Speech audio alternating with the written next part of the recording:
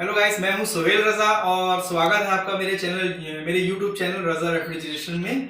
और गाइस, आज का वीडियो का टॉपिक जो है गाइस, जो आपके जो एसी है, नॉन इन्वर्टर एसी, जो पुराने एसी है 5 साल और 3 साल पुराने जो एसी हैं, जब इन्वर्टर का जमाना नहीं था, जो जब के एसी हैं, तो आप उसमें बिजली बिल कैसे आप कम कर सकते हैं। तो उसके लिए मैं ये आपको ये वीडियो में बताऊंगा। इसमें आप कैसे अपने बिजली बिल कम कर सकते हैं। क्या होता है कि कई कई जगह होता ये है कि एसी चलता रहता है गर्मी में, और उसमें होता ये है कि 4,000, 5,000 और 2,500, 3,000 रुपए बिजली बिल आते हैं। तो उसको कैसे आप सेव कर सकते हैं, कैसे आप उसमें वो पैसे इन्वेस्ट मतलब कम कर सकते हैं, आप इस वीडियो में आपको जरूर बताऊंगा। ऐसा क्यों होता है कि गर्मी में हमारा बिजली बिल बहुत ज्यादा चले जाता है और रूम कूल हो नहीं पाता है। तो सबसे पहली ट्रिक आपको मैं बताऊंगा कि जो हमारा जो एसी होता है, प्रॉपरली जो एसी होता है, उसमें होता यह है गाइस कि हमारे जो एसी हम लेते हैं ना, तो कंपनी उसमें स्टिकर लगा देती है 52 डिग्री टेम्परेचर पे वो चलेगा, और 45, 49, 40, 50 डिग्री तक आपके वो एसी काम करेगा। तो हम वो देख के, स्टिकर देख के हम वो एसी ले लेते हैं।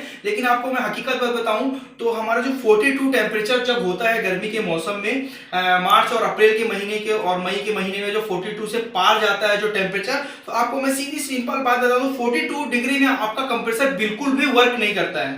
42 में आपका 42 से जो टेम्परेचर स्टार्ट होता है, तो वो बिल्कुल भी एसी वर्क नहीं करता है। लेकिन मैं आपको आज इस वीडियो में सजेस्ट करूंगा कि आप 42 टेम्परेचर में अपने एसी को कैसे चला सकते हैं। और गाइस, सबसे बड़ी बात यह है कि हमारा ये प्रॉब्लम ऐसा क्यों होता है, मैं इस वीडियो में आपको जरूर बताऊंगा। और इसमें बिजली बिल कैसे कम कर सकते हैं और कितना कम कर सकते हैं, वो भी आपको इस वीडियो में बताऊंगा। तो चलिए गाइस, मैं आपको कुछ फोटोग्राफ दिखाता हूँ, और वहां पर दिखाता हूँ कि ऐसा क्यों होता है और आप क्या कर सकते हैं उसकी सेफ के लिए। कस्टमर के आ गए हैं और आपको मैं बताता हूँ कि कैसे आप अपने एसी की बिजली बिल कम कर सकते हैं। सो गाइस, देखिए, ये आउटडोर यूनिट है और ये खुले आसमान के नीचे है। ये जो आप देख रहे हैं, ग्रीन सेट लगा है, लेकिन गर्मियों के दिनों में ये निकल जाता है। तो हमको सावधानी ये बरतना है गाइस कि हमारा जो आउटडोर यूनिट है वो सीधा टेरिस पे ना रहे। टेरिस पे रहने में होता ये है कि वो जो सन है, वो जो जैसे ही निकलता है और 11 बजे के बाद जो गर्मी पड़ती है इस पर, वो डायरेक्ट इफेक्ट इस पे करता है, स्टील शीट में पड़ता है, और वो कंप्रेसर में हीटिंग जाती है। हीटिंग होने के कारण क्या है, कंप्रेसर बहुत ओवर हीट हो जाता है। ओवर हीट होने से एक नुकसान ये है कि आप दोपहर में एसी का बिल्कुल मज़ा नहीं ले सकते।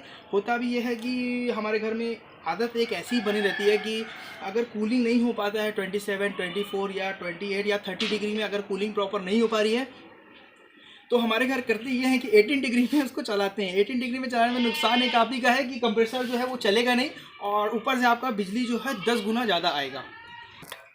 तो आप इस आउटर यूनिट को अगर छत पे लगा हुआ है, तो आप ये ध्यान दीजिए, जहाँ से सूरज निकलता है आप उस डायरेक्शन में इसको उस डायरेक्शन में लगाएं। और दूसरी चीज़ ये भी देखें कि उस डायरेक्शन में लगा है तो एयर थ्रो, जो 5 फीट का एयर थ्रो भी होना चाहिए। डायरेक्ट सनलाइट ना पड़े आपके एसी पे, वो भी ध्यान दीजिए। और दूसरी चीज़, जो 11 बजे के बाद की जो धूप रहेगी, सनलाइट जो रहेगी, धूप की मतलब सूरज की जो सनलाइट रहेगी, वो डायरेक्ट एसी को इफेक्ट ना करे। और दूसरी चीज़ आपको और बताऊँ, कई लोग अब ये है कि अब ये इन्होंने अब एसी यहाँ पर लगा दिया है, इनके पास कोई ऑप्शन नहीं है। तो होता क्या है गाइस कि एक शेड लगा देते हैं, ऊपर शेड लगा देते हैं। शेड लगाने से भी नुकसान आप ही का है। नुकसान ये है कि शेड जो है वो गर्म होता है सूरज की रोशनी से, और वो शेड जो है डबल टेम्परेचर वो आपके एसी को मारता है, उससे भी आपका काम नहीं चल रहा है। तो गाइस, आप अगर एसी जहाँ लगा लिए वहाँ लगे रहने दीजिए। अगर नया सजेशन आपका है नए एसी का या पुराने एसी का, तो उसको प्लीज़ आप उसको छांव में लगवाइए, जहाँ पर आपका धूप वूप का कोई नाटक ना हो। और 11 बजे तक की धूप पड़े तो कोई प्रॉब्लम नहीं है, लेकिन जो 11 के बाद की जो गर्मी की धूप होती है वो बहुत ही नुकसानदायक होती है, और आपका एसी जो है वो मार्च अप्रैल के एंडिंग से काम करना बिल्कुल बंद कर देता है। तो मेरा यही रिक्वेस्ट है। और दूसरा रिक्वेस्ट ये है मेरा आपसे कि आप जो 18 डिग्री जो करते हैं गर्मी के मौसम में, जो एसी जब आपका एसी काम नहीं कर पाता है, तो हम क्या करते हैं गाइस, 18 डिग्री करते हैं। तो आप सावधान रहिए, 18 डिग्री आपको करना ही नहीं है।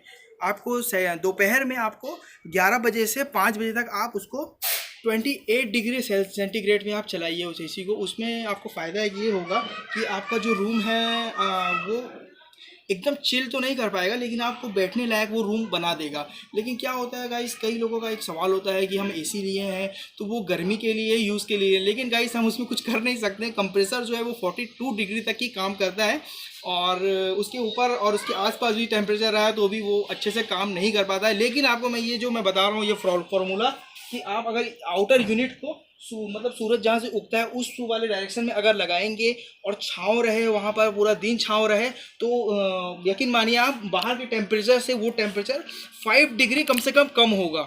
जैसे मान के चलिए आपको 45 डिग्री टेम्परेचर है तो कम से कम वो 40 डिग्री टेम्परेचर उसको मिलेगा। और दूसरी चीज़ आपको मैं एक बात और बताऊं, अगर आउटडोर यूनिट आपका छत पे लगा हुआ है, आप शेड लगाते हैं, शेड लगाने से उसमें छाँव तो आ जाएगी, ये यकीन बात है, या इस पर बोरी रख दें या लकड़ी का कोई प्लाईवुड रख दें तो उससे छाँव मिल जाए। लेकिन ऐसा कर सकते हैं आप, लेकिन इसमें काम नहीं करेगा। क्यों नहीं करेगा काम?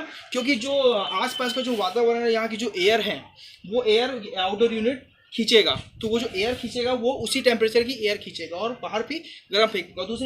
दूसरी बात मैं आपको बताऊं कि आउटडोर यूनिट जो है वो गैस को गर्म, उसकी गैस की हीटनेस जो रहती है, जो गैस में वेपर रहते हैं, उसको ही वो बाहर फेंकता है। तो आप इस चीज़ का ख्याल रखिए कि आप अगर यूनिट लगा लिए तो थोड़ा पैसे खर्च करके आप उसको छाँव में लगाएं, और इसमें यकीन मानिए आपका बहुत ही फ़ायदा होने वाला है।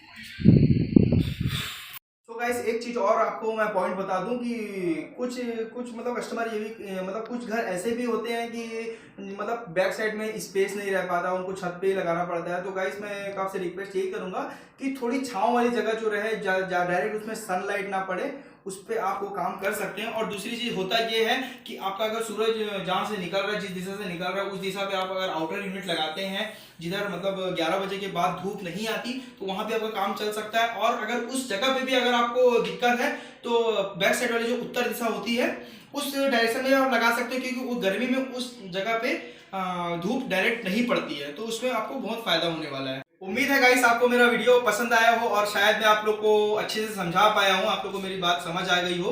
तो प्लीज़ मेरे चैनल को लाइक करें, सब्सक्राइब करें और बेल आइकन जरूर दबाएं, ताकि जो लेटेस्ट वीडियो की नोटिफिकेशन है वो आप तक जल्द से जल्द पहुंचे। और जो लोग मेरे पुराने हैं, जो मेरे सब्सक्राइबर पुराने हैं, वो प्लीज़ वीडियो को लाइक करें और शेयर करें।